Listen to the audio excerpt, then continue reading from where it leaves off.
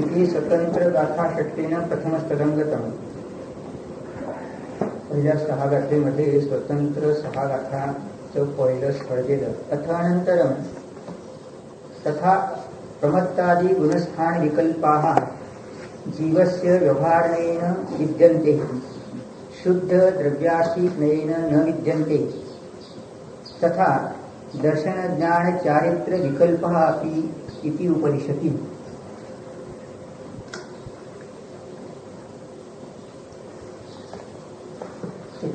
एक कोठ्यांच्या शेवटी येते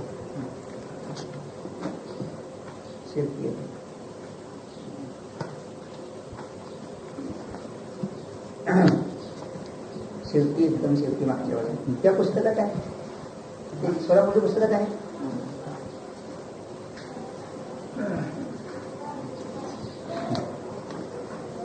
तर इथे काय सांगतात, प्रमत्तादि गुणस्थान विकल्प. प्रमत्त इत्यादी म्हणजे पहिल्या गुणस्थानापासून 14 गुणस्थानापर्यंतचे किंवा सिद्धापर्यंतचे जे भेद आहेत, असे आम्ही पाठीमागील 6व्या गाथेत सांगितले. ते जीवाचे व्यवहारण्याने आहेत.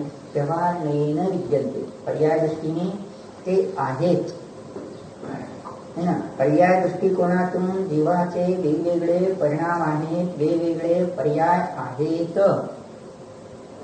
शुद्ध द्रव्यातिज्ञाने हे गुणस्थानांचे भेद किंवा गुणस्थाने पर्याय भेद हे जीवाच्या स्वभावात न विद्यन्ते, म्हणजे जीवाच्या स्वभावात नाहीत. स्पष्ट किती आहे ते स्पष्ट करून दिलं की पर्याय दृष्टीने बाबांनो गुणस्थान भेद आहेत. पर्याय दृष्टीने प्रत्येक समयाला जो जो पर्याय प्रगट आहे तो अभिव्यक्त आहेच. मग तथा दर्शन ज्ञान चारित्र विकल्प अपि उपदिशति. मग त्या दृष्टीने काय व्यवहारण्याने जीवामध्ये है ना, तथाने इतकं सगळं संदर्भ लावून घ्यायचा. व्यवहारण्याने जीवामध्ये हा श्रद्धा गुण आहे, हा दर्शनोपयोग गुण आहे, हा ज्ञानोपयोग गुण आहे, हा चारित्र गुण आहे, हा अस्तित्व गुण आहे, हा नास्तित्व गुण आहे, असे गुण जीवामध्ये आहेत. परंतु शुद्ध द्रव्यार्थीज्ञाने ते नाहीत. म्हणजे या चार्ट आपण लावताना हे जे आहे भेदवृत्तीचे पर्याय भेदी आहेत, हे गुणभेदी आहेत भेदोपचाराने, आणि पर्याय भेदी अभिरुपचाराचे आहेत. पण शुद्ध द्रव्यार्थीज्ञाने हा जो निश्चय नाही एक आहे, त्याच्यामध्ये हे भेद नाहीत असं स्पष्ट सांगतात. आणि याची माहिती या गाथेत देतात. आता व्यवहारेण म्हटल्याबरोबर काय केलं त्याने स्पष्टीकरण दिलंय. पहा, व्यवहारेण सद्भूत व्यवहारणेन. व्यवहार कोणता दिला? सद्भूत व्यवहार नाही दिला. काय करतात? उपदिश्यते कथ्यते. व्यवहारण्याने सांगतात किंवा सांगतो. काय सांगतो? कस्य, कोणाबद्दल सांगतात? ज्ञानिस, ज्ञानिनः जीवस्य. ज्ञान गुण ज्याच्याजवळ आहे अशा त्या ज्ञानीला है ना, जीवाला म्हणजे जीवाची काय करतात? माहिती सांगतात. जीवाची माहिती सांगतात.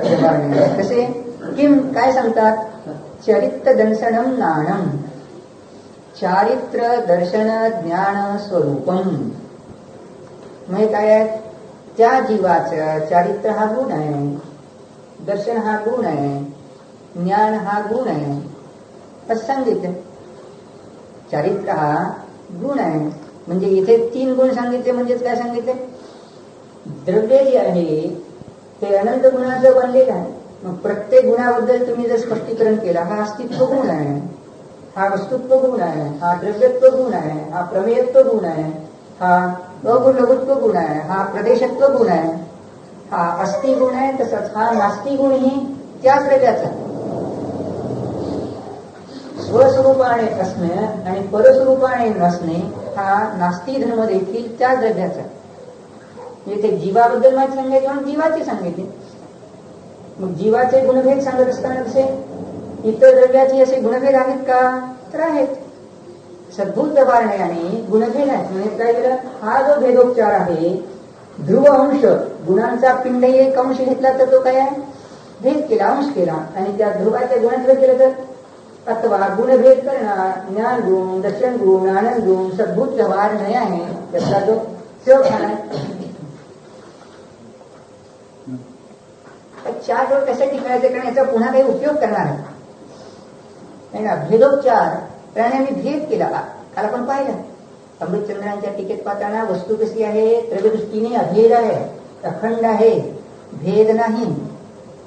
म्हणजे नाही, भेद म्हणजे भेद, खंड तर भेद नाही. मग वस्तू अखंड आहे, परंतु त्यामध्ये अवयव आहेत का, तर आहेत. कारण कोणतीही वस्तू जर मला समजून घ्यायची झाली तर आपण असा व्यवहार करतो की जेव्हा आपण या ठिकाणी एका ठिकाणी जमलो आहोत आणि काही माहिती पाहतो आहोत, तर जेव्हा एक अखंड रूपानं वस्तूकडे पाहिले नाही ना, घर समजा आहे, मग हा बंगला, मग बंगला म्हणून एक निर्देश केला अभेद रूपाने. पण बंगल्यात जर जाय झालं तर काय करता, बंगल्याची जागा बाहेरची कशी आहे, हा बंगल्याचा बाहेरचा भाग, व्हरांडा, ओसरी पाहता.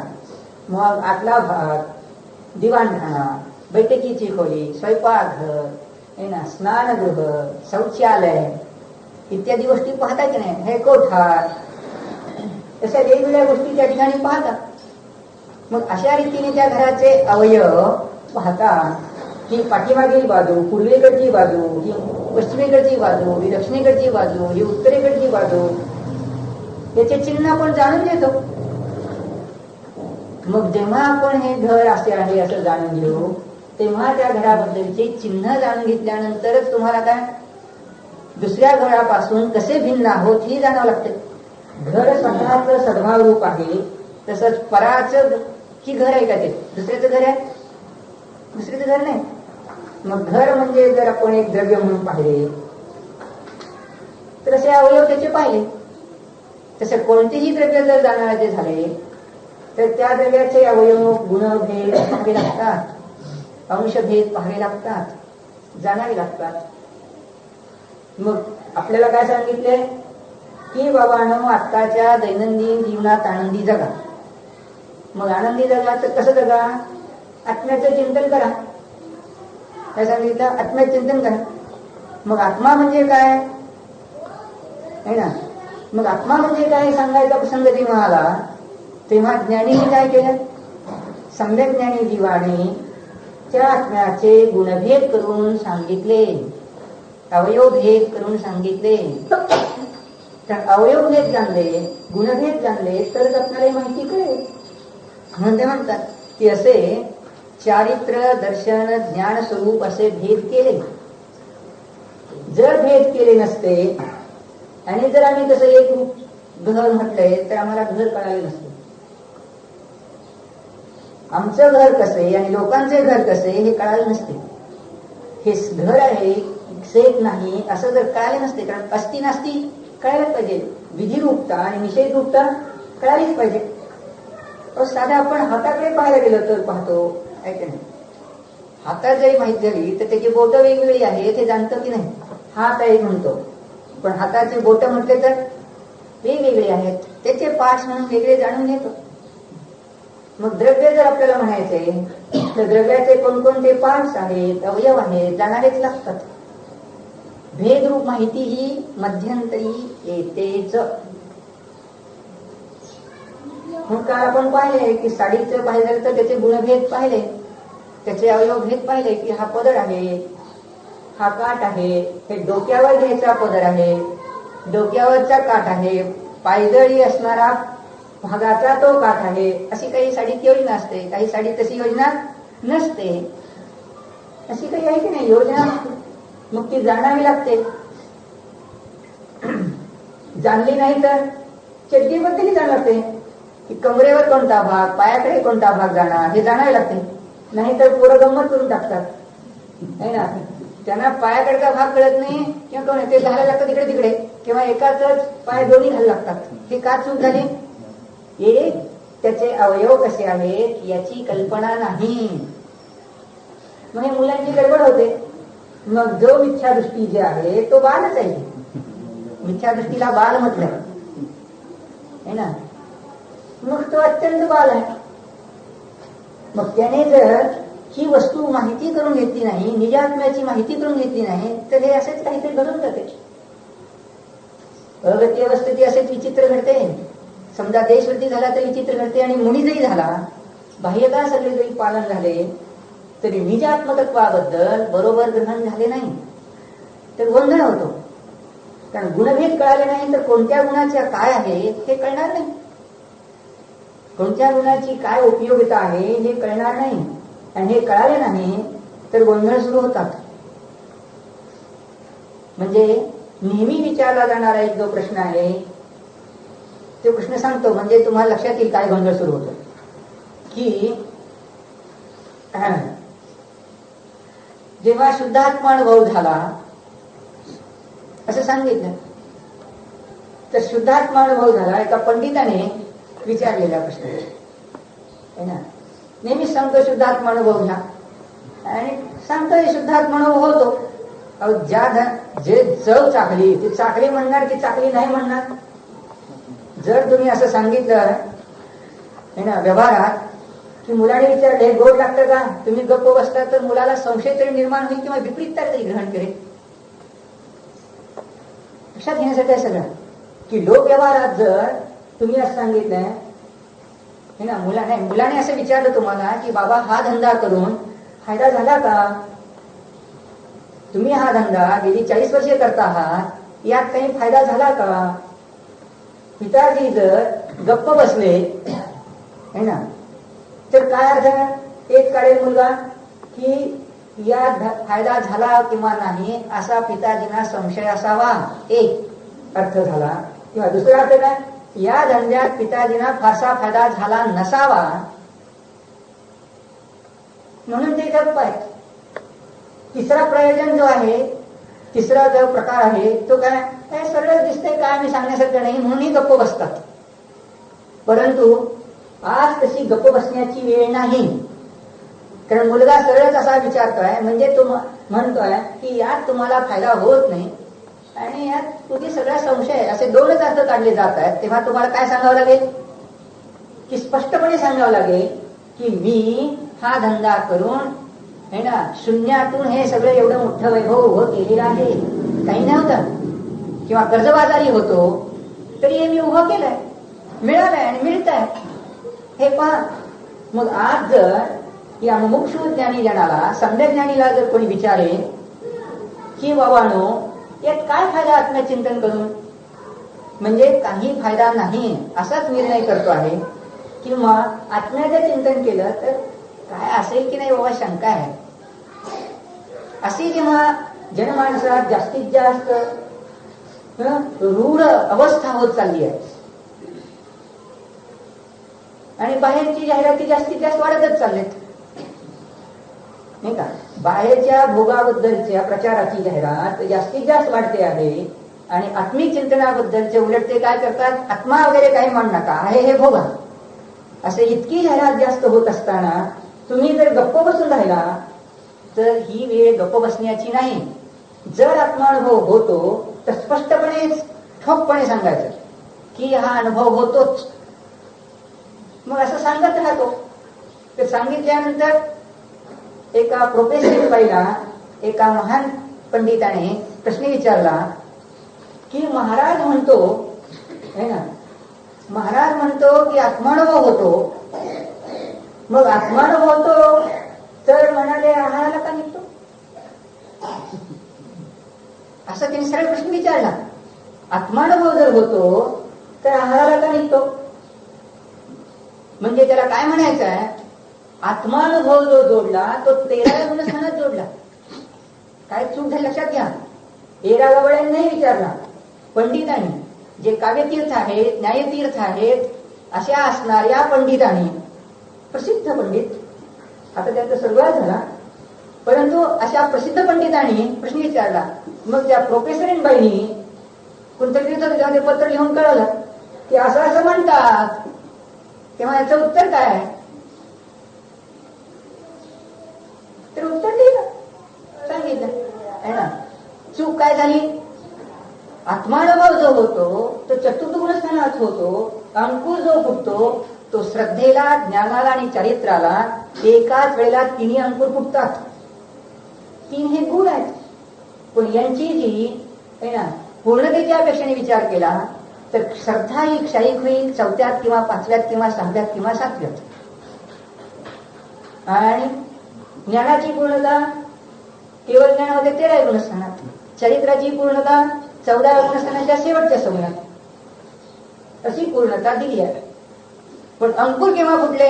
एकाच समयात, भिन्न समयात नाही ना.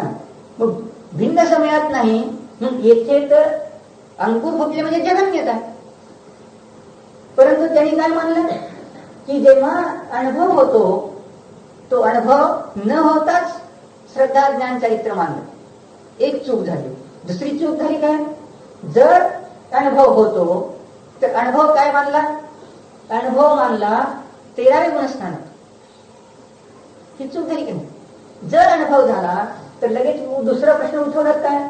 जर तुम्हाला आत्मानुभव झाला असेल तर तुम्ही मुनी का झाला नाही? गृहस्थींना काय विचारतात की तुम्ही मुनी का झाला नाही? म्हणजे याचं कारण काय झालं? याचं कारण हे झालं, श्रद्धेची परिणती झाली, ज्ञानाची परिणती झाली आणि चारित्राची परिणती झाली. म्हणून श्रद्धेची अनुभूती रूप किंवा ज्ञानाची प्रत्यक्ष अनुभव रूप परिणती झाली.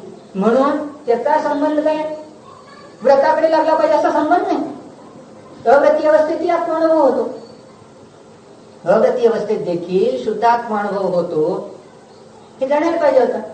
आणि शुद्धात्मानुभव ही ज्ञानाची पर्याय आहे आणि त्याच्यावर अनुषंगानं अंशात्मक मिथ्यात्व आनंदानुबंधीच्या अभावात वितराग चारित्र्य श्रद्धा आहे ना. एवढाच अविनाभाव संबंध आहे. मिथ्या दृष्टीला शुद्धात्मानुभव होत नाही. परंतु श्रद्धा गुण जेव्हा परिणत झाला, सम्यक दर्शन झालं, तेव्हा तो काय म्हणतो लगेच 7व्या गुणाशी संबंध लावला किंवा 13 गुणस्थानाशी संबंध लावला. ही चूक झाली. म्हणजेच काय? श्रद्धा गुण आणि चरित्र गुण एक केला. लक्षात की नाही गोंधळ? श्रद्धा गुण आणि चरित्र गुण एक केला. श्रद्धा गुणाची परिणती झाली म्हणून लगेचच ज्ञानाची परिणती 13 गुणस्थानासाठी केवळ ज्ञानाची रूप परिणत झाली पाहिजे असं कुठे गणित आहे? श्रद्धा क्षयिक झाली म्हणून ज्ञान लगेचच क्षयिक रूप परिणत झालं पाहिजे असं तरी गणित आहे का? नाही. श्रद्धा क्षयिक झाली म्हणून चारित्र लगेचच व्रतरूप झाले पाहिजे असं गणित कुठे आहे? कारण शास्त्रात उदाहरण आहे की नाही ना. श्रेणीकडे फार मोठं काम करून गेलंय. तुम्हा मला उत्साह देण्यासाठी श्रेणीकडे पहिल्यांदा मुलींना मोठा उपसर्ग केला आणि नंतर उपशम सम्यक्त्व प्राप्त केले, नंतर क्षेत्रम सम्यक्त्व प्राप्त केले आणि नंतर क्षय सम्यक्त्व प्राप्त केले. नरक गती आणि नरकायू बांधलेला आहे. आणि येरागा बाळा नाही तर भावी काळातला तीर्थंकर आहे. मग त्याला तर भावी तीर्थंकर म्हणून पूजता देखील. म्हणजे काय झाली गंमत? क्षयिक श्रद्धा झाली म्हणून क्षयिक ज्ञान झालं का त्याला? नाही. क्षयिक श्रद्धा झाली म्हणून काही लगेच व्रती झाला का? मुनी झाला का? नाही झाला. क्षयिक श्रद्धा झाली म्हणूनच काय लगेच सिद्ध झाला काय? केवली झाला काय? नाही. लक्षात घ्या, गुण वेगळे आहेत. म्हणजे श्रद्धा गुण वेगळा आहे, ज्ञान गुण वेगळा आहे, चरित्र गुण वेगळा आहे. पहा गंमत पहा. सीता आहे, जन्मतः मिथ्या दृष्टी होती. राम जो आहे, राम म्हणून जन्माला आले तेव्हापासूनच क्षयिक सम्यक दृष्टी आहे. सीतेचा जीव नंतर क्षेत्रम सम्यक्त्व प्राप्त करतो. क्षेत्रम सम्यक्त्व आहे. रामाचं सम्यक्त्व क्षयिक आहे. पण सीतेचा जीव क्षेत्रम सम्यक्ती असून प्रथम दीक्षा घेतो. रामाच्या अगोदर दीक्षा घेतो आणि क्षयिक सम्यक दृष्टी राम असून देखील दीक्षा उशिरा होते. म्हणजे श्रद्धा गुणाची परिणती वेगळी, चरित्र गुणाची परिणती वेगळी. अंकुर तिन्हीला एका वेळी फुटतात. तुम्ही म्हणाल कसं आहे? अहो मूग असतो की नाही, मुगाला जर भिजवलंय जरा नाही ना, थोडस समृद्ध केले, समृद्ध अशी जर योनी दिली त्याला, झाकलं जपून ठेवावं लागतात, नाही तर येत नाही कोण कशा घ्या. तर हा मूग आहे फुगला, मग त्याला जो हा अंकुर फुटला ही वास्तविक आहे, मुळी आहे, मूळ आहे. आणि हे ना, हे दोन फाकड्या होतात असे, नाही. मग ह्या फाकड्या काय आहेत, पान आहेत, ठीक आहे. म्हणजे हे पान आहे आणि इथेच काय गुंड आहे त्याचा, गोल जर आहे ना, तिला जर अंकुर असा फुटला तर काय झालं, हा अंकुर जो आहे हे पानं झाली ना, हा बुंदा झाला आणि ही मुळी आहे. मग 3 अवयव झाले की नाही. अहो शरीराचं सायन्स जर शिकवायचं झालं, embryology, ectodermal layer, endodermal layer, mesodermal layer आहे की नाही बाबा, रचना होते की नाही, बिलबिलीत आहे. 3 रूपांतर एकालेलं होतं. एक्टोडर्मल लेअर बाहेरचं आहे ना, मधलं मिझोडर्मल लेअर आणि त्याच्या आतलं एंडोडर्मल लेअर. एकाच वेळेला होतं की 3 वेळेला, एकाच वेळेला रचना. मग इथे श्रद्धा, ज्ञान, चरित्र, अंकुर तिन्हीला एकाच वेळी फुटतात. म्हणून ते सायन्स फार माहिती आहे, समयसार कुठेही घालता येतो. कुठेही घालता येतो म्हणजे सगळ्याच ब्रँचेस मध्ये बसतो, चिपकन बसतो अगदी, है ना. काहीही करायचं झालं तरी समयसार पाहिजेच, काही नाही. म्हणून अंकुर जेव्हा फुटले तेव्हा 3 अंश आहेत नाही, हे जसे वृक्षामध्ये झाले.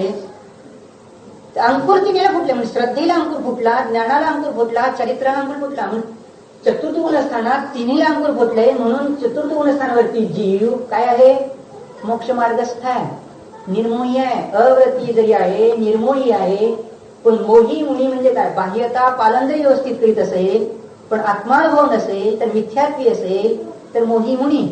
आणि गृहस्थी सगळ्या भोगोभोगाने रचपच आहे, पण ध्रुवाचं वेदन करतो, ध्रुवाला म्हणतात निर्मोह, आणि त्याचं वेदन करतो म्हणून त्याला म्हटलं निर्मोही. आणि त्याचं झालं चौथं गुणस्थान, आणि या मुनींचं झालं मिथ्यात्वी राहिलं म्हणून पहिलं गुणस्थान. बाहेरचा सगळ्या गोष्टी पालन करतो, काही गोंधळ नाही. ज्याचा गोंधळ आहे तर तो दूरच हो, त्याची काय गोष्ट सोडून दे.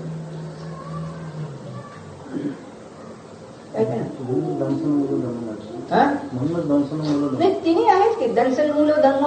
तिथे चरणायोग पद्धतीने सांगायचं झालं तर बाबा अव्रती आहे, मग म्हणून त्याला व्रत नाही, दर्शन झालं म्हणायचं, सम्यक दर्शन झालं. आणि सम्यक दर्शन झालं मग त्याला चारित्र्य धारण करायचं, असं चरणायोग बोलतो. व्यवहार लोक बोलतात, परंतु कर्णायोग म्हणतो की श्रद्धा, ज्ञान, चरित्र एकाच वेळेला झालं. द्रव्यायोग म्हणतो श्रद्धा, ज्ञान, चरित्र एकाच वेळेला झालं. मग जेव्हा चारित्तम मूल चारित्तम खलु धम्मो म्हणतो तेव्हा सुद्धा चारित्र्य आहे, श्रद्धा, ज्ञान आहेच. तिन्हीची एकता दाखवली, म्हणजे अंकुर फुटताना तिन्हीला आहेत. अन्यमतवाल्याने काय केलं, अन्यमतवाल्याने एक त्या श्रद्धेला कोणी मार्ग मानला, ज्ञान चरित्र नसलं तरी चालेल. दुसऱ्या लोकांनी काय केलं, ज्ञानाला एकट्याला धर्म मानला, बाकी श्रद्धा चरित्र नसलं तरी चालेल. तिसऱ्याने काय केलं, चरित्र एकटं मानलं आणि ज्ञान श्रद्धा नसेल तरी मानलं. किंवा काय काय केलं लोकांनी, 2 केले, श्रद्धा ज्ञान चालेल, चरित्र नसलं तरी मार्गस्थ झाला असं मानलं, चूक आहे.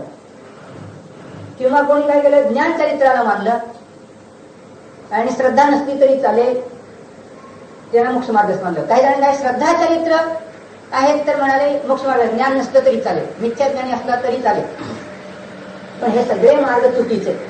म्हणून जिनागम सांगत आहे की श्रद्धा, ज्ञान, चरित्र एकाच वेळेला परिणत होतात, अंकुर रूपानं फुटतात. मग हे जेव्हा फुटतात तेव्हा ज्ञानाची परिणती एकत्व विभक्त आत्म्याला अनुभवते. म्हणून ती परिणती बुद्धिपूर्वक आपणाला कळते आणि त्यावरून निर्णय काय होतो की श्रद्धा ही परिणत झाली, वितरक्ता ही परिणत झाली, अशी परिणती कळते. म्हणून मूळ श्रद्धा बदलली, याची टेस्ट काय आहे, आत्मानुभव. 6 द्रव्य 7 तत्व 9 पदार्थ निश्चयने व्यवहारने जाणून ध्रुव स्वरूपाचं निज ध्रुवाचं वेदन केले, अनुभव केला तर सम्यक दर्शन होते, सम्यक ज्ञान होते, सम्यक चरित्र होते, अंकुर फुटले सगळ्याला. तर प्रसंग काय सांगितला की जर त्याला गुणभेद कळाले नाहीत, इकडे तर शब्दभेद आणि गुणभेद माहित आहेत का, पण ती त्याला माहित आहेत पण जीवनात लावता आले नाहीत है ना. कारण काय केलं त्याने, श्रद्धा लगेच श्रद्धा परिणत झाली की चरित्र परिणत झालं पाहिजे, मुनीसारखं झालं पाहिजे, व्रती झालं पाहिजे असं मानलं, हे चूक झाली. म्हणजे इथे मुळी फुटली की इथं म्हणायला लगेचच आंब्यावर काय नाही तो. केवळ ज्ञान म्हणजे केवळ ज्ञान आंबा नाही का, है ना. आंब्याला इथे मुळी फुटली, अंकुर फुटला म्हणून म्हणाले मुळी जर फुटली तर लगेच आंबे यायला पाहिजे होते. म्हणजे पोराने विचारण्यासारखा प्रश्न आहे बालकाने, आहे की नाही. चुकीचं उत्तर आहे.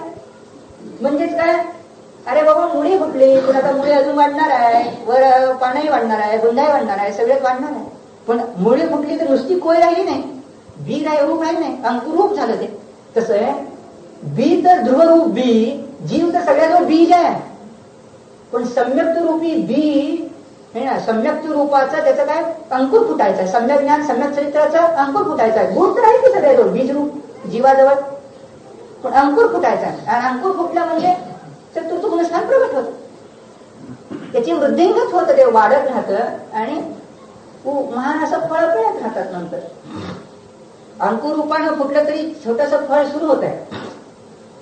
तरी ते काय झालं, श्रद्धा गुण जाण्याचा वेगळा आहे, ज्ञान गुण वेगळा जाण्याचा आहे, चैत्र गुण वेगळा जाण्याचा आहे. त्यांच्यात तरतमता राहतात. तुम्हाला आणखी एखादं उदाहरण पाहिजे तर आंब्याचं उदाहरण घ्या. पुन्हा ते सांगतो आंब्याचं उदाहरण. आंब्यामध्ये काय आहे, काही आंबे पिवळे होतात, बिलबिलीती होतात, मऊ होतात, सुरकुत्या पडतात, बिलबिलीत पडतात, आहे की नाही, आणि गोडी असतात. एकाच वेळेला तिन्ही गुणांच्या म्हणजे स्पर्श गुणाची, रसगुणाची आणि वर्णगुणाची पर्याय बदलली है ना. काही हिरवट अवस्थेत सुगंध आहे पण पिकलेल्या अवस्थेत सुगंध येतो. हापूस वगैरे जे आहेत ते नंतर सुगंधी होतात है ना, गंध तर आहेच की. मग बाकीचे काही आंबे कसे असतात, काही आंबे पिवळे होतात पण आंबट राहतात, काही आंबे है ना हिरवे राहतात पण गोड होतात. हिरवट रंग राहतो परंतु काय असतात, गोड असतात, मऊ झालेले असतात. म्हणजेच काय झालं, गोड जे असा संबंध असता काय, जो जो पिवळा झाला तो गोड झाला अवस्था नाही. कारण रसगुणाची पर्याय वेगळी, वर्णगुणाची पर्याय वेगळी आणि स्पर्शगुणाची पर्याय वेगळी. काही आंबे जे आहेत, आता इकडे जे या बाजूचे आंबे जे आहेत ते पिकले की मऊ होतात, परंतु हापूस काय आता बिलबिलीत होऊन गेला काय, सुरकुत्या पडतो, यापेक्षा फरक पडतो. पण त्या मनाने अजून जरा तो कठोर असते, आहे की नाही. म्हणजे काही आंबे असे कठोर असल्यासारखे असले तरी ते पिकले असतात, पिवळे असतात, गोड असतात, पण स्पर्शामध्ये फरक पडलेला असतो. म्हणजे काय, स्पर्श साधारणतः तसाच राहिलेला असतो. म्हणजे याच्यातून निश्चिती काय निघते, स्पर्शगुण वेगळा आहे. एक जरी आंबा द्रव्य आहे तर स्पर्शगुण वेगळा आहे, रसगुण वेगळा आहे आणि वर्णगुण वेगळा आहे, म्हणून त्यांच्या अवस्थाही वेगवेगळ्या आहेत. तसे येथे काय आहे, श्रद्धागुण वेगळा आहे, ज्ञानगुण वेगळा आहे, चारित्र्यगुण वेगळा आहे, म्हणून असं भेदरूप सांगणं आवश्यक आहे ना. त्याला आपण म्हणालो काही भेदरूप माहिती दिली जाते, तर भेदरूप माहिती जाणली तर तुम्हाला घोटाळा होणार नाही की तिन्हीला अंकुर फुटला. मग श्रद्धा जर मला परिणत झाली तर मग मी मुनी का झालो नाही, तुम्हाला प्रश्न आहे ना. तुम्ही गृहस्थी आहात, गृहस्थी अवस्थेत अनुभव तर होतो, त्यात काही बाधा येत नाही. पण कोणी जर तुम्हाला विचारेल किंवा तुम्ही मुनी का झाला नाही, तर उत्तर काय देणार की श्रद्धा ज्ञान चरित्रात अंकुर रूपानं फुटले, श्रद्धा माझी अति चांगली पक्की आहे, मग चरित्रात तुला का उपसर्ग सहन होत नाही. तर उत्तर काय, चरित्र किती पूर्ण आहे, अजून चरित्र गुणाची पर्याय वेगळी आहे. सुरुवात झाली त्यात समीचिंता आली, परंतु फार आणखी दृढता वाढली पाहिजे असा नियम नाही. आणखी पाहण्यासारखं आहे. श्रेणी कसा आहे ना, सम्यक दर्शन, सम्यक ज्ञान, सम्यक चरित्र आहे, अनंतानुबंधी नाही. या अपेक्षेने सम्यक चरित्र आहे, वितराग चरित्र आहे. व्रतरूप चारित्र्य नाही, पण तेवढ्या अंशाने मिथ्यात्व आनंदानुबंधीच्या अपेक्षा तेवढ्या अंशाने विश्राग आहे. मग श्रेणिकाला कितीतरी प्रश्न विचारले आपण वाचतो शास्त्रात. आणि शिवभूती मुनी भावलिंगी संत आहेत, 6वं 7वं गुणस्थान खेळतात. आणि गंमत काय झाली, ज्ञानाचा क्षेत्रक्षम केवढा आहे, छोटासा आहे. तुझं माश भिन्नम एवढाच, तेवढ्याच सगळं बसवलंय. म्हणजे मूळ गाभा बरोबर भावसूत्र जो आहे तो मूळ गाभाबरोबर पकडलेला आहे. परंतु विस्तार रूप फार माहिती आहे का त्यांना, विस्तार रूप विशेष माहिती नाही, श्रेणिकाला विशेष माहिती आहे. मग अगती आहे, चारित्र्याने कुठला आहे, 4थं गुणस्थान आहे ना. अगती आहे, सम्यक्ती आहे. मग श्रद्धा दोघाकडे आहे, शिवभूतीकडे श्रद्धा आहे की नाही, श्रेणिकाकडे श्रद्धा आहे. शिवभूतीकडे ज्ञान अल्प आहे, 6वं 7वं खेळत होते, पण चारित्र्य 7व्या गुणस्थानासारखा. म्हणजे अनुभूती होती ती 7व्या गुणस्थानासारखी, पण ज्ञानाचा उघाड त्याला म्हणून, स्पष्टीकरणात्मक ज्ञान त्याला म्हणून त्याला अल्प उघाड आहे, अल्प क्षेपक्षम आहे. आणि सैनिकाचा त्यांच्या अपेक्षेने विशेष क्षेपक्षम आहे. मग फरक पडला की नाही,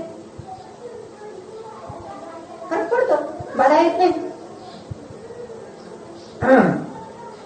लक्षात घेण्याचं काय, इकडे क्षेपक्षम सम्यक्तीची तुम्हाला कथा दाखवली की सीता क्षेपक्षम सम्यक्ती आहे, पण लवकर दीक्षा झाली, म्हणजे रामाच्या अगोदर दीक्षा झाली. आणि राम क्षयसम्य दृष्टी असून देखील उशिरा दीक्षा झाली. म्हणजे चारित्र्य नंतर झालं. ही झाली आरिका 5व्या गुणस्थानवरती आहे ना, 11वी प्रतिमा झाली, आरिका झाली. आणि हा अगती 4थ्या गुण, कोणतं गत नाही या पठ्याला. क्षयसम्य दृष्टी म्हणजे श्रद्धेच्या प्रश्नाने पाहिलं तर श्रेष्ठ कोण, राम श्रेष्ठ आहे आणि सीता कनिष्ठ आहे. पण चरित्राच्या प्रश्नाने पाहिलं तर तिचं गुणस्थान 5वं आहे आणि याचं गुणस्थान 4थं आहे. म्हणजे 5व्या गुणस्थान 5व्या वर्गात सीताबाई.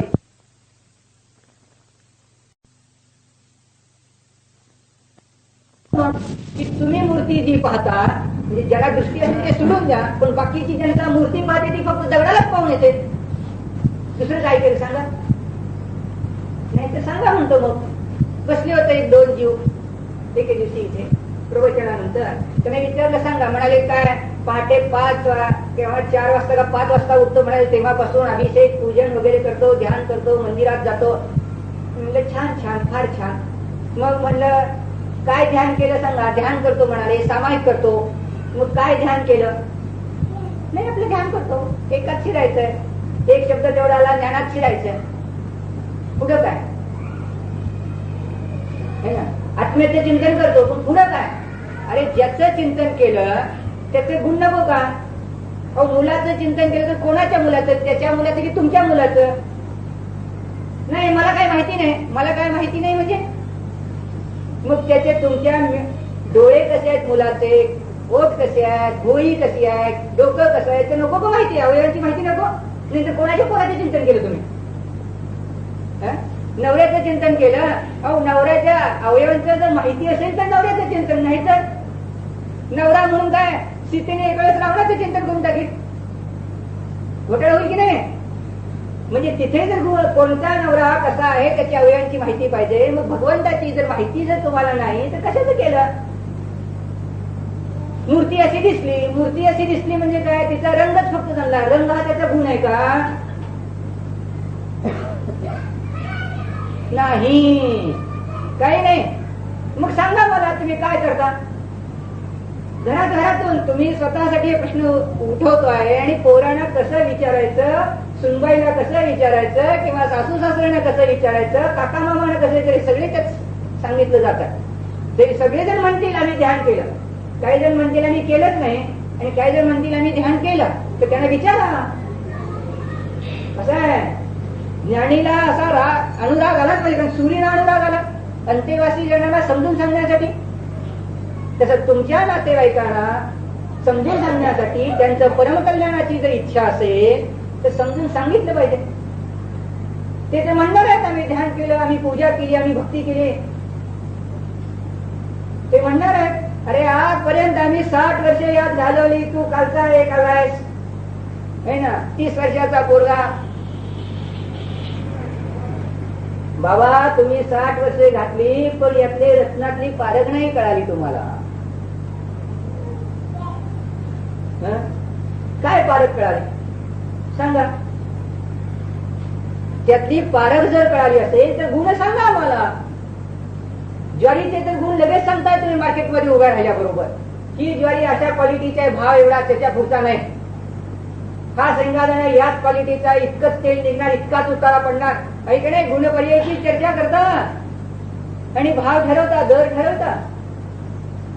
कापड मध्ये गेलं तर हे टेरली आहे की सुती आहे की रेशमी आहे ते ठरवता, कसा पीळ आहे हे ठरवता. मग इथे नको का ठरवायला? याचं नको अध्ययन? इथे अध्ययन केलं पाहिजे, त्यातील मर्म तेव्हा समजेल. जसं टीव्ही आणला तर नाही हो, काळं पांढरं दाखवतोय, हा रंगी जपानी टीव्ही आहे हो महाराज, है ना? हा रेडिओ आहे, हा नाही, याच्यातला आवाज फार मधुर आहे हो, म्हणजे गुणवर्णन करता की नाही. आणि मग ज्या मूर्तीचं दर्शन करायचंय, नुसते रंग पाहिला तिचं गुणवर्णन काय? लक्षात घ्या, महत्वाचं आहे. मग ते गुणवर्णन जाणायचं तर अध्ययन केलं पाहिजे. मग ते कोणत्या त्यागीकडून शिका, नाहीतर अत्यागीकडून शिका. व्रतीकडून शिका नाही तर अव्रतीकडून शिका. स्वतः वाचा, काय बिघडलं नाही. असं काही म्हणत नाही की तुम्ही जड आहात म्हणून. तुम्ही तर ज्ञान शक्तीवाले आहात. ग्रंथ हे आहेत, आणा, वाचा, उपयोग करा. जर समजून घेतले तर त्याची दिव्यता, भव्यता, मूर्ती ती कळे. नाहीतर मग जी काही पूजा केली ती जडाची पूजा केली. तिथली जी चैतन्य शक्ती आहे, प्रभू शक्ती आहे, त्यावर जे संस्कार केले आहेत ते माहितीच नाही तर काय आहे? काहीच नाही. मग तिथे काय पूजा केली? जिलेबी वाढली, आणली, काय काय पक्वान म्हणायचे, मला येत नाही. आता ते उपयोग नसतो, काय लक्षातच येत नसतं. काय काय नाही. बासुंदी केली, श्रीखंड केले, पेढे केले, बर्फी आणली, मोतीचूर आणले. या नैवेद्याने नैवेद्याची नावं घेतली, म्हणजे कुठे त्या जिनांचं नाव घेतलं मला तर कळतच नाही. ज्याला काव्य करता आलं, थोडीशी तेवढी एक प्रतिभा आहे, त्यांनी काव्य हे सगळं असलंच करून टाकलं. व्यवहार नाही आता, उपचारिक व्यवहार, वास्तविक नाही ना. त्यात कुठे काय स्तुती गायली सांगा? आत्म्याची काय विचार केला? आत्म्याचे द्रव्यगुण पर्याय जाणले नाही, जाणले. म्हणून नाही जाणले म्हणून सुरीने काय उपदेश करताना सांगितले की हे एक द्रव्य आहे, ही वस्तू आहे, अनंत धर्माची बनलेली आहे. आणि मग त्यातील काही मूलभूत गुणधर्म घेऊन त्याचं स्पष्टीकरण केले. म्हणून त्याला काय म्हणायचं? व्यवहार नयाने भेद करून सांगितले, उपचार नयाने. ते गुण कुठेतरी असे दुसरीकडे पडलेले नाहीत, नंतर ते पडलेले आणून मग जोडलेले नाहीत. मग त्या एकाच द्रव्यात, एकाच क्षेत्रात सगळे आहेत. जेवढं द्रव्य आहे, जेवढे प्रदेश आहेत, त्या सगळ्या भागात गुण पसरलेले आहेत. अर्ध्यात पसरला आणि अर्ध्यात नाही असं नाही. म्हणजे इथेच गुण आहे आणि इथे खाली नाही असं नाही. सगळ्या प्रदेशात ज्ञान गुण पसरलेला आहे, आनंद गुण सगळे आहेत पसरलेला आहे, श्रद्धा गुण सगळे आहेत पसरलेला आहे. सगळीकडे पसरून देखील प्रत्येक त्याच्या भागामध्ये अनंत गुण आहेत.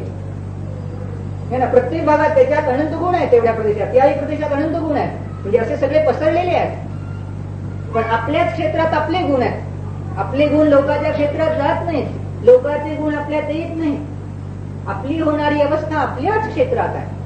आणि याच ठिकाणी आपली अवस्था नाही, ज्ञानाची अवस्था सगळ्या मध्ये पसरते.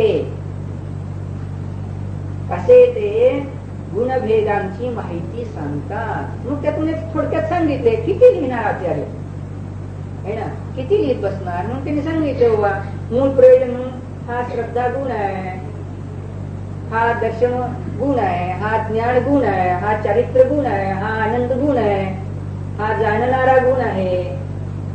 अचेतनामध्ये जाणण्याची शक्ती नाही. मग आकाशामध्ये काय सांगितलं? अस्तित्वादी गुण आहेत. त्याच्यातला विशेष गुण काय सांगितला? विशिष्ट अवघाण, है ना, व्यापक अवघाण सांगितला गुण. धर्मद्रव्याचा विशिष्ट गुण सांगितला, गती हेतुत्व गुण सांगितला. अधर्मद्रव्याचा स्थिती हेतुत्व गुण सांगितला. कालद्रव्याचा वर्तन हेतुत्व विशिष्ट गुण सांगितला. म्हणजे ते विशेष गुण सांगून त्याचे सगळे कुठेतरी असले तरी बरोबर ओळखता येतील. उद्गत द्रव्याचा स्पर्श रसगंध वर्ण हा गुण सांगितला. मग जीवाचा श्रद्धा, ज्ञान, चारित्र, आनंद गुण सांगितला. मग गुण आहेत तर अस्तित्व आहे, त्याचं वस्तुत्व आहे, विशिष्ट कार्य करण्याची शक्ती असणारा, त्या योग्यतेप्रमाणे वस्तुत्व गुण आहे. प्रयोजनभूत कार्य करण्यास योग्यता असणारा वस्तुत्व गुण आहे. बाकीची द्रव्ये जाणली जातात, तसं जीवही जाणला जातो. प्रमेयत्व गुण आहे, प्रदेशत्व गुण आहे, क्षेत्र आहे त्याला. म्हणजे ही माहिती आचार्यांनी दिली, कारण सामान्य गुणांची माहिती फार महत्वाची आहे ना. अध्यात्मामध्ये किंवा समाधान मिळवायचं असेल तर सर्व गोष्ट माहिती पाहिजे, सामान्य गोष्टींची माहिती पाहिजे, मग विशेष गुणी माहिती पाहिजे. सामान्य विशेष गुणाला जाणारच आहे, गुण पर्यायाला जाणारच आहे. आणि मग गुणमयतेकडून सामान्य स्वरूपावर लक्ष केंद्रित केले तर समाधान मिळते. हे आहे प्रयोजन, की शुद्धात्म्याची प्रतीती करायची आहे. पण शुद्धात्मा जो जाणवायचा आहे त्याला सांगण्यासाठी असा भेद करून कथन केले. पुढे काय सांगतात पहा, परमार्थतः तू एक द्रव्य निष्पीत अनंत पर्यायतया एकम किंचित मीलित आस्वादम अभेदम एक स्वभावम अनुभवता न दर्शनम न ज्ञानम न चारित्रम न्यायका एव एकः शुद्धा. मग काय सांगतात पहा, परमार्थाने निश्चयने काय तू, परंतु निश्चयने एक द्रव्य जे आहे निष्पीत अनंत पर्याय एक, म्हणजे एक द्रव्य आहे तर अनंत पर्यायाना अनंत अंशाना पिलंय त्यांनी. म्हणजे काय ग्रहण केलं, एकमय होऊन गेलं हे ना. सगळ्यांना एक रूप पिऊन टाकले त्याने, एक रूप करून ग्रहण करून टाकले. एक आहे पण अनंत द्रव्यामुळे अनंत अंशाने बनलेला आहे. आणि मग किंचित मिलित आस्वादन, त्यांचं एक रूप मिलित आस्वाद घेतला तर एकाकार रूपाने जाणलं तर अभेदच आहे ना. मिलित अशा रूपाने एक आस्वाद घेतला तर एक आहे. जसे जेव्हा आंबे मोहर तांदूळ आहेत, शिजवले आहेत, मग त्यातल्या वर्ण पाहता, त्याचा स्वाद, गोड स्वाद, रस, त्याचा सुगंधीपणा, हे सगळं कसं आहे किती नाही. इकडे टोकाला गंध ठेवलाय, खाली सुगोड स्वाद ठेवलाय आणि मधी पांढरा ठेवलाय, असं आहे काय तांदळात. त्याचा जेवढा तांदूळ आहे, जेवढे कण आहे, त्या सगळीकडे ते अंश पसरलेले की नाही गुण. म्हणून ते जर एक द्रव्य मानले तर काय आहे, सगळ्या भागात ते पसरलेलं आहे.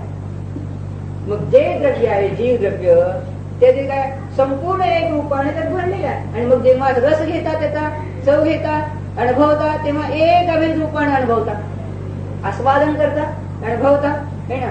अभेद एक स्वभाव अनुभवता, एक रूपानं जर स्वभावाला अनुभवलं तर ते एकाकार होत आहे. तसं इथे काय आहे, प्रयोजन आहे जीव द्रव्याच आहे. म्हणून जीव द्रव्य जरी अनंत गुण पर्यायांचं बनलेलं आहे तरी मग त्यांचा जर एक रूपाने आस्वाद केला असताना हे ना, मिलित एकाकार सगळे एकत्र करून जर आस्वादन केले तर अभेद रूपानं एक स्वभावाला अनुभवले तर मग त्या ठिकाणी भेद रूप कथन कराल काय, की हे ज्ञान आहे, हे दर्शन आहे, तर ते इथे झालं, इथे नाही. एकाकाकडे पाहायचं, हे ज्ञान नाही, दर्शन नाही, चारित्र नाही असं सांगणार. मग काय, एक संकेत करण्यासाठी न्यायकाकडून संकेत केला. न्यायक आहे आणि कसा आहे तो, शाश्वत शुद्ध आहे. म्हणून म्हणतो साडी जर घ्यायची असेल तर पहिल्यांदा साडी म्हणून सांगितली दुकानदाराला, आणि नंतर मग त्याची जेव्हा पाहणी सुरू झाली तेव्हा भेद करून तिचं कथन सुरू झालं है ना. साडी जेव्हा पाहिली तेव्हा भेद करून तिचं कथन सुरू झालं, की तिचे काठ कसे आहे, तिचा मधला गाभा कसा आहे, पदर कसा आहे, आजूबाजूची वेलबुट्टी कशी आहे, रंग कसा आहे, ते एक एक एक एक अवयव करून कथन झालं.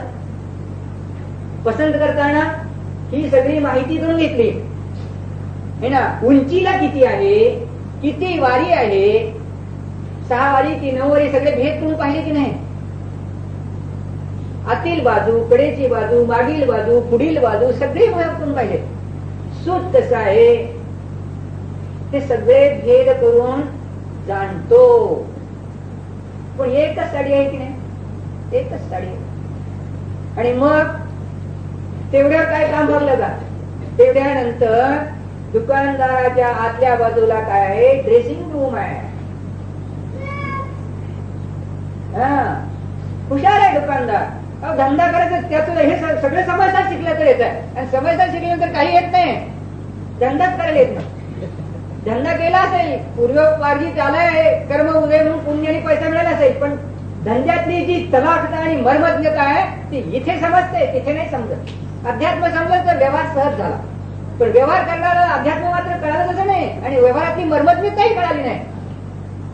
म्हणून म्हणतो, पुष्कळ सांगतो, तुम्हाला लग्न केले असतील, पोरं झाली असतील, पण लग्नातला स्वाद नाही घेता आला, जीवन तुमचं उदास आहे,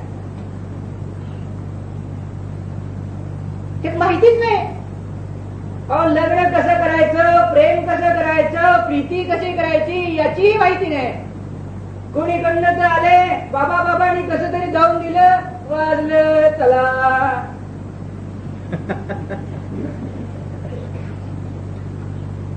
त्याला त्यातलं कळलं नाही. अरे काय पाहायचं होतं, तिला काय पाहायचं होतं, त्याला काय पाहायचं होतं, त्याचे गुणधर्म काय पाहायचे होते, याची काही माहिती मिळाली नाही. मग जीवनच काय उदास नाही काय? आणि जर समयसार कळाला तर द्रव्यगुण पर्याय करतात, आणि मग द्रव्यगुण पर्याय करतात तर ती कशी छान आहे आणि तो कसा छान आहे याचा जेव्हा जीवनात रसस्वाद कराल तर मजा येईल, नाही तर नाही येणार बाबा. फुकट चाललंय, फुकट. म्हणजे तिथलंही जेवण नाही, लाडू खायचं असेल तर त्यातली दशलक्षण माहित नाही, पुष्कळाला माहित नाही. आईने केले खाऊ घातले, बाकी काय माहिती, कसं बनवलंय, काय बनवलंय, त्यात आस्वादन काय आहे, काय काय चव टाकायची आहे ती काय माहिती नाही. आणि हे जर आईला कळालं की पोरला कळत नाही तर ती म्हणते नीट जेवत नाही तो. त्याला ती समजून सांगते, याची चव आहे ती पहा, याची दुसरी चव आहे पहा, यात हा गंध आहे असं पहा, याची अशी खुरखुरता आहे ती पहा, याच्यात अशी विशिष्टता रंगक्रिया आहे ते पहा, समजून सांगते. नाहीतर काय, नाही खाल्लं श्रीखंड, खाल्ली बासुंदी, अरे पण त्या बासुंदीतले काय काय काय कळालं, काही नाही. ना जिथं व्यवहार करायचा, आस्वादन करायचं तिथं समता भाव घ्यायला गेला, आणि त्यातला आस्वादन न मिळाल्यामुळे जीवनात काय तृप्ती नाही आली, समाधान नाही आलं. जिथं जे पाहायचं होतं ते पाहिलं नाही, म्हणून सगळं घोटाळ्यात गेलं, आणि म्हणून काय झालं, बुभुक्षित राहिला, समता नाही राहिली, उलट विषम राहिला. पण मर्म नाही कळालं म्हणून, आणि मर्म कळालं तर स्वस्वरूपाने एकाकार रूपाने अनुभवताना एकाकार रूपानेच अनुभवायचं. पानक अनुभवायचंय, पण जेव्हा अनुभवायचंय त्यात नाना व्यंजनं घातलेली आहे, मीठी आहे, साखरी आहे, वेलची आहे ना, वेगवेगळे रंग आहेत, त्यात सुगंधी द्रव्यही आहेत. मग त्या सगळ्यांचं पानकांची माहिती घेऊन त्याचं आस्वादन करताना अनुभवताना एकाकार रूपाने, पण सगळे त्यात आहे ते जाणलंय, आणि हे जर माहिती नसेल तर काय आस्वादन करणार बाबा. मग तसे आत्मा जर म्हणाला मी चिंतन केलं, पण आत्म्याचं चिंतन केलं बाबानो, तर कशाचे चिंतन केलं, त्याचे गुण नको का समजून घ्यायला. म्हणून आत्म्याचं चिंतन करून तर सांगितलं बरोबर ज्ञानीने. तर ज्ञानी, सम्यक ज्ञानी जीव ज्ञान रूपाने एकाकार अनुभवतो, आणि वचनात एकदम फटकन निश्चय न्यायाचं वचन सांगून टाकतो. चिंतनी निश्चय न्यायाचं, वचनी निश्चय न्यायाचं, आणि कायनी अनुष्ठानी निश्चय न्यायाचं, असं चालू असतं त्याचं. मग पोटी असे ते ओटी येईल. म्हणजे चिंतनात ध्रुवस्वरूप आत्म्याचं चिंतन आहे, तर तो एक म्हणतो आत्मचिंतन कर, सुखी होशी, परमानंदी होशी जा. पण ती जेव्हा त्याला माहिती नाही तेव्हा मग मध्यंतरी हा व्यवहारने सहज आला. आत्मा म्हणजे काय हे समजून सांगण्यासाठी गुणभेद माहिती सांगितली, पण अनुभवताना माहिती घेऊन पुन्हा अनुभवताना एक रूपाने अनुभवायचं आहे. पण अनुभवत असताना हे त्याला माहिती आहे, पण माहिती असली तरी एक एक भेद करून जाण्याला गेला तर घोटाळे होतात. ते म्हणाल का, ते नंतर पाहू नाही ना, घोटाळे होतात, त्यात खरं सुख मिळत नाही. म्हणून ते सांगतात अभेद रूपानं एकाकार अखंड पिंड अनुभवायचा आहे, आणि तो न्यायिक रूपाने अनुभवायचा. भेद काय होतात ते नंतर पाहू. ओम